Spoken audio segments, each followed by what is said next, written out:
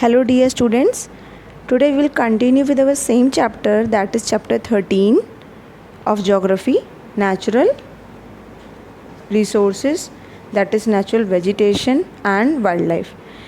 As we have discussed 4 types of vegetation, that is forest, grasslands, deserts and tundra, including mountain vegetation. Today we will study what is the importance of forest. Forests are an essential part of the Earth's biosphere because of the reasons listed below. They maintain an ecological balance on the earth. ये क्या करते हैं? Ecological balance, यानी कि जो आपके herbivorous और carnivorous animals हैं उसमें बैलेंस बना के रखते हैं, राइट. नेक्स्ट है आपका plants convert energy receive from the sun into food energy for the animal kingdom. क्या प्रोड्यूस करते हैं? ऑक्सीजन प्रोड्यूस करते हैं with the help of photosynthesis. फिर next, forest provide a habitat for wildlife. Wild life को ये habitat देते हैं forest. They also help in reducing air pollution, keep down the level of greenhouse gases such as carbon dioxide and increase the oxygen in the air. Trees in the forest are important in checking soil erosion. Trees का क्या role है? Soil erosion को time to time check करते रहते हैं, specially along slopes, right. और दूसरा, trees जो होते हैं, रूट्स जो होती हैं ट्रीज़ की, ये हेल्प करती हैं सॉइल को बाइंड करने में, and it do not let it get washed away during floods. Roots also allow the surface run off to penetrate into the ground. Penetrate का मतलब होता है to go through into something. ये हमने previous chapter में पढ़ा था. Penetrate, जब हमने ग्राउंड वाटर रिचार्ज करने की बात कर रहे थे, वहाँ हमने वर्ड्स पढ़े थे penetrate. Trees generally increase the humidity of the atmosphere and therefore indirectly help in rainfall. Trees क्या करते हैं? ह्यूमिडिटी को इंक्रीज़ करते हैं, बढ़ाते हैं एटमॉस्फेयर में, और ये इनडायरेक्टली किस में हेल्प करते हैं? रेनफॉल में करते हैं. सो ट्रीज़ हमें पता चल रहा है कितने इंपॉर्टेंट होते हैं मान ले, right. A variety of major and minor products are obtain. चाहे वो मेजर हो चाहे माइनर प्रोडक्ट्स हो, हमें कहाँ से ऑब्टेन होते हैं? फॉरेस्ट से, like timber, resins, gums, herbs, medicinal plants. Trees can also help in reclaim land that has been ruined by faulty management. जब हम गलत improper practices से अपने land को क्या कर लेते हैं? ruin कर देते हैं.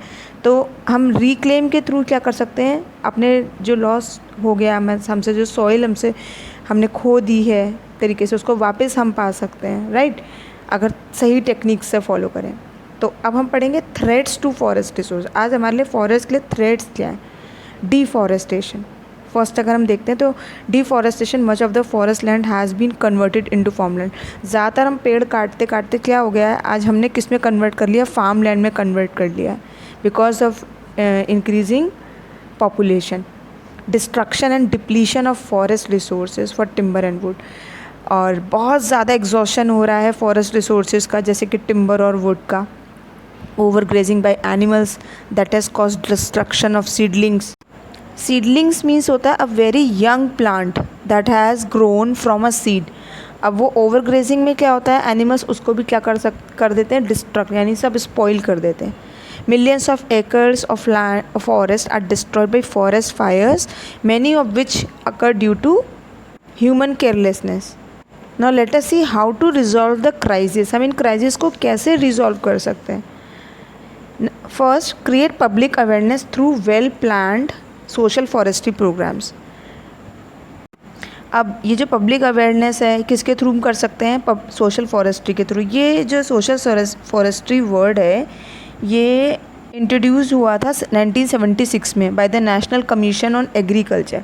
इसमें गवर्नमेंट ऑफ इंडिया ने क्या किया? They started social forestry project with the aim of taking pressure off currently existing forests by planting of trees on all unused and fallow land. कि जो land unused है, fallow है, वहाँ पर हमें ज़्यादा ज़्यादा क्या करना है? trees को plant करना है. and government का ये भी रोल था, यहाँ पर aim था to increase forest areas that are close to human settlement. ये था आपका social forestry की बात कर रहे थे. take measures to reduce the number of forest fires. Burned over area should be replanted as soon as possible and people must become more vigilant का मतलब कि लोगों को और ज़्यादा केयरफुल रहने की ज़रूरत है। तो बर्न ओवर एरियाज़ को हम रीप्लांट करें जल्द से जल्द और ऐसे मेजर्स लें जिससे फॉरेस्ट फायर्स का नंबर रिड्यूस हो सके। Undertake afforestation and reforestation programmes, demarcate reserved and protected forest where no encroachment is allowed। demarcate का मतलब होता है to mark the limits of something. अगर हम लिमिट्स बना देते हैं कि इस जोन के अंदर आपकी एंट्री बैंड है, जैसे आपने कई बार पढ़ा होगा जब कहीं कहीं ज़ू में, पार्क में या सेंचुरीज़ में आप गए होंगे तो आपने देखा होगा वहाँ पर बाउंड्रीज बनी होती हैं कि यहाँ से आगे आपका आप अनऑथोराइज्ड हो, मतलब आगे नहीं जा सकते हो। ठीक है, तो यहाँ से हम एनक्रोचमेंट को क्या कर सकते हैं, रोक सकते हैं, मतलब अनऑथोराइज एंट्री को स्टॉप कर सकते हैं। ना need for conservation of wild life. अब वाइल्ड लाइफ को कंजर्व करने की क्या ज़रूरत है? Why? In nature there exist a delicate balance between plants and wild life.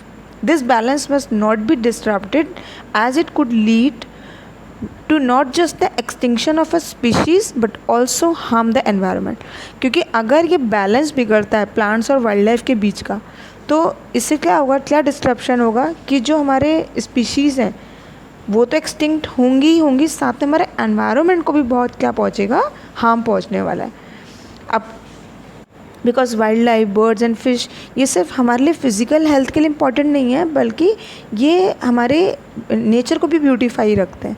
और कई सारा ऐसा फूड है जो हमें वाइल्ड लाइफ से मिलता है, लाइक फ़िश से हमें बहुत अच्छा फूड मिलता है, राइट। फिर नेक्स्ट हम पढ़ेंगे थ्रेट्स टू वाइल्ड लाइफ। ये तो हमने पढ़ लिया कि क्यों नीड है कंजर्वेशन की वाइल्ड लाइफ को। अब हम पढ़ेंगे थ्रेट्स की, आज वाइल्ड लाइफ को क्या थ्रेट्स हैं। डिप्लीशन ऑफ फॉरेस्ट मीन्स कि जो फॉरेस्ट जिस तरह से एग्जॉस्ट हो रहे हैं उस तरह से वाइल्ड लाइफ श्रिंक होती जा रही है और उससे एक्सटिंक्शन भी हो रहा है, एंडेंजरमेंट भी हो रहा है स्पीशीज़ का। स्पीशीज़ में अगर हम देखते हैं तो फ्लोरा और फौना दोनों का ही एंडेंजरमेंट, क्योंकि प्लांट्स को भी हम कट कर रहे हैं तो उससे स्पीशीज़ को भी नुकसान पहुंच रहा है और कहीं ना कहीं प्लांट्स वेजिटेशन भी ख़त्म हो रहा है हमारा। नेक्स्ट है हंटिंग और poaching for profit, reckless hunting for sport. आज जो लोग प्रॉफिट्स के लिए क्या करते हैं, एनिमल हंटिंग करते हैं, ओवर फिशिंग करते हैं, right. Pollution due to the flow of poisonous chemicals and pesticides, जो रिवर्स में हम ये जो पॉइजनस गैसेस फैक्ट्रीज़ के थ्रू, मिल्स के थ्रू जा रहा है, ये सब किसको कर रहा है, ये भी वाइल्ड लाइफ को अफेक्ट कर रहा है बहुत ज़्यादा। तो how to resolve the crisis. अब इन क्राइसिस को हम रिजॉल्व कैसे कर सकते हैं? To check the manage of deforestation को टाइम टू टाइम चेक करते रहना। There must be a world wide ban on the use of animal products, जो एनिमल प्रोडक्ट्स बनते हैं उसके पर वर्ल्ड वाइड क्या करना चाहिए, हमें बैन कर देना चाहिए। There must be checks on reckless hunting for sport by the enactment of laws, कुछ ऐसे लॉज को इनैक्ट करके जिससे कि जो हम रेकलेस हंटिंग करते हैं एनिमल्स के लिए, स्पोर्ट्स में जिसका यूज़ करते हैं हम, तो उसको क्या करना चाहिए, लॉस के थ्रू स्टॉप करना चाहिए। There must be control over pollution emanating through from sewage industries and shipping vessels, और जो ये शिप के थ्रू या इंडस्ट्री सीवेज के थ्रू ये जो हम पॉल्यूशन कर रहे हैं, प्रोड्यूस कर रहे हैं, उसको भी हमें क्या करना चाहिए, कंट्रोल करने की बहुत नीड है। अब world wide fund for nature, जिसे हम WWF शॉर्ट फॉर्म में कहते हैं, तो इसका क्या रोल है? It is engage in increasing public awareness about the need for conservation of wild life and there habitats. तो ये तो एंगेज रहती है कि पब्लिक अवेयरनेस को ज़्यादा ज़्यादा इंक्रीज़ कर सके। और नेक्स्ट है ये एक्टिवली किस में वर्क कर रही है, गवर्नमेंट के साथ काम कर रही है, over to formulate laws and regulations to protect wild life. Indian scenario. अब इंडियन सिनारियो क्या है, let us see. In India, with a population of over 1 billion people, the pressure on land is so great that much of our original forest cover has been removed. Population बढ़ने की वजह से हमारे land पे जो pressure इतना बढ़ता जा रहा है, आज हमारा जो ओरिजिनल फॉरेस्ट कवर है क्या कहता है, रिमूव्ड हो चुका है। Forest conservation programs are being undertaken in India today and many species are nearing extinction because of deforestation, destruction of their habitat and indiscriminate hunting. आज कई सारी species जो हमारे इंडिया में extinct हो रही हैं, और ऐसा नहीं है कि उस पर वर्क नहीं हो रहा है, yes वर्क हो रहा है ऐसा, बट अभी उस लेवल पे नहीं हो पा रहा है। और रीज़न उसका वही है, डिफॉरेस्टेशन, जितने पेड़ कटते जाएंगे उतना ही हमारी ये फौना क्या होगा, लॉस होगा। Destruction of their habitat and indiscriminate hunting. and rapidly dwindling in number elephants, rhinoceros, lions, tigers, leopards. In dwindling का मतलब है यहाँ पे to become smaller, कि इनका नंबर बहुत कम होता जा रहा है. इसलिए आगे हम पढ़ेंगे अभी कि इस पर कोई प्रोजेक्ट स्टार्ट किए गए हैं या नहीं किए गए. आज इंडिया में जो है 1500 स्पीशीज़ हैं फ़िश की in its rivers and coastal waters. Now let us see efforts to tackle the problem in India, कि इंडिया में क्या एफर्ट्स लिए गए हैं इन प्रॉब्लम्स को टैकल करने के लिए. Some areas have been demarcated as zones where wildlife is preserved in its natural habitat. These areas are called sanctuaries and national parks. आज इंडिया में अराउंड 104 नेशनल पार्क्स हैं और 551 वाइल्ड लाइफ सेंचुरीज़ हैं. और इन areas को क्या कर दिया गया, डिमार्केट कर दिया, यानी इनकी लिमिट बना दी गई है. इसके अंदर आप बिना परमिशन के बिल्कुल भी अलाउ नहीं हो जाना. The entry is totally ban. Then Biosphere Reserve, Conserve Forest and Wildlife. आज 18 Biosphere Reserve हैं total, and in fact these reserves assure the survival of several species that are on verge of extinction. आज कहते हैं कि जो extinction की category में थी, आज कई सारी स्पीशीज़ को हमने यहाँ पे रिज़र्व कर लिया है. और 50 टाइगर रिजर्व सेटअप हो चुके हैं अक्रॉस द कंट्री.